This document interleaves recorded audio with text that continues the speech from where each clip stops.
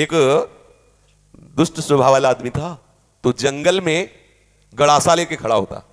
वहां से चाहे वो महात्मा निकले चाहे वो गृहस्थ निकले, पहली बात उसका दंड कमंडल रुपया पैसा छीन लेना और दूसरी बात उसको जिंदा ना छोड़ना। मौज। ऐसा हिंसक क्रूर स्वभाव का था, छीन लेना और मार देना। बहुत ध्यान से सुनना, ऐसा ही करता।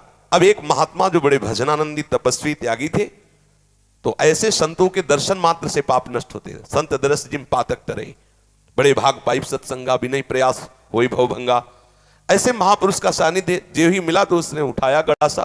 तो उनका क्यों भाई, क्यों मारोगे? बोले हमारा विशन है, मारना हमारा स्वभाव है, हमारी आदत है, हमें नशा है, हम सामान छीन लेते हैं मारते हैं। बोले ऐसी दुर्गति होगी तेरी कि तुझे पता नहीं। वो तप बल संपन्न थे, वो जो जो बोल रहे थे वो ऐसा लग रहा था कि उसके दिमाग पे लग रहा है। थोड़ी ही देर में संभाषण मात्र, एक तो दर्शन दूसरा संभाषण, तत्काल उसके हृदय में कंपायमान, हृदय में भय पैदा हुआ, चरणों में गिर गया। महाराज मैं तो बहुत पाप की, ये देखो संत दर्शन का फल, कोई उपाय बताओ। महाराज सब छोड़ दूंगा यदि मुझे शिष्य बना लो। तो उनका तुम्हें ऐसे शिष्य नहीं बनाएंगे, पहले तुम भारत के तीर्थों का अवगाहन करो, जब तुम पवित्र हो जाओगे तब तुम्हें शिष्य बनाएंगे। तुमने बहुत सी हत्याएं की है, बनाएंगे शिष्य, लेकिन पहले भारत के तीर्थों में भ्रमण करो। तो महाराज हम कैसे जानेंगे कि हम पवित्र हो गए, निष्पाप हो गए? तो उन्होंने एक सूखी लकड़ी दी और कहा जब ये हरी हो जाए, इसमें अंकुरण हो जाए, तो वहीं से लौट आना, जानना तुम निष्पाप हो गए। चल पड़ा। अब महापुरुष की प्रेरणा, ये होता है संत का प्रभाव। अब वो लकड़ी ली सूखी और चल पड़ा। 10 किलोमीटर चला होगा तो एक जंगल में एक बहुत बड़ा बट वृक्ष था, बरगद का, बहुत बड़े बड़े पेड़, बरगद के बहुत बड़ी, उसकी जड़ से आके शाखाओं से नवीन वृक्ष की रचना, बहुत बड़ा वृक्ष था। उसी के नीचे सोचा रात्रि काट लेते हैं, फिर हम तीर्थ यात्रा में जाएंगे। उसी के नीचे तो 4 बदमाश ऊपर चढ़े हुए थे, चोर, और वो समीप वाले गांव में चारों तरफ से आग लगाने का प्लान बना रहे थे कि तुम दक्षिण की तरफ से आग लगाना, तुम उत्तर की तरफ से आग लगाना, और फिर जो निकलेगा उनको मारेंगे, ऐसा ऐसा। उसने सोचा इतने पाप किए हैं, अब तीर्थ यात्रा तो जा ही रहे, इन 4 को और मार देते हैं, क्योंकि ये 4 मरेंगे तो पूरा गांव बच जाएगा। अब तीर्थ ही जा रहे हैं तो जब 50-100 वो मारे तो 2-4, इनमें क्या जाता है। उन्होंने आवाज लगाई, ये सुनो तुम्हारा प्लान ठीक नहीं है। तो देखा कि कोई हमारे प्लान को सुन लिया, तो उनका देखो हम तुम्हारे गुरु हैं इस बात के, जीवन हो गया गड़ासा चलाते हुए, मुझे पता है तुम फंस जाओगे, नीचे उतरो। अब एक साथ थोड़ी उतरेंगे, एक एक उतरो। बड़ा वृक्ष था तो जड़ की आड़ में, उसको पता था, मारने का अभ्यास था, बिना अस्त्र शस्त्र के हाथ ही से मार दिया, 4 को मार दिया।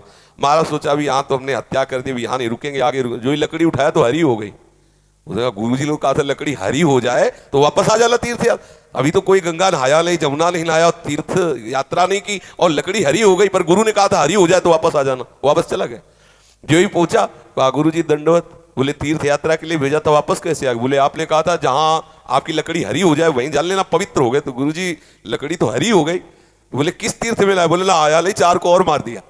बोले 4 को मार दिया तो और पाप बनना चाहिए, कैसे क्या? तब उन्होंने बताया पूरे गांव की रक्षा करने के भाव से मैंने 4। तो बोले देखो बेटा, अभी तक अपने स्वार्थ के लिए मारते थे, उद्देश्य था आपको अपने स्वार्थ का, तो वो पाप हुआ। लेकिन पूरे नगर के गाय बैल जीव जंतु स्त्री पुरुष बच्चे सबकी रक्षा का उद्देश्य रख के 4 को मार दिया, तो वो महापुण्य हो गया। अब समझे, क्रिया वही है, उद्देश्य बदल गया तो फल बदल गया उसका।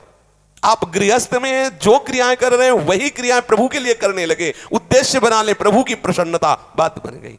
सर्वधर्मान परित्यज्य माम एकम शरणम व्रज अहम त्वाम सर्व पापेभ्यो मोक्षयिष्यामि मा शुचा। तू चिंता मत कर कि धर्म त्याग का पाप लगेगा, मैं तुझे निष्पाप कर दूंगा, लेकिन तू मेरे चरणों का आश्रय ले ले। हर धर्मों की पूर्ति भगवत प्राप्ति से होती है, और प्रभु के चरणारविंद का आश्रय लेना परम धर्म है। जो धर्म कर्म प्रभु की प्राप्ति में बाधा पहुंचावे तजिएता ही कोटि वैरिशम, उसे करोड़ों दुश्मन के समान त्याग देना चाहिए। जैसे तजो पिता प्रहलाद, विभीषण बंधु, भरत महतारी, गुरुबलि तजो, कंत ब्रज बनितन, बोले भेमुद मंगलकारी। इसलिए अपने जीवन का लक्ष्य प्रभु प्राप्ति बनाने वाले के लिए हर धर्म भगवत प्रसन्नता के लिए किया जाए, वही हो गया भगवत प्राप्ति का हेतु। समझ रहे?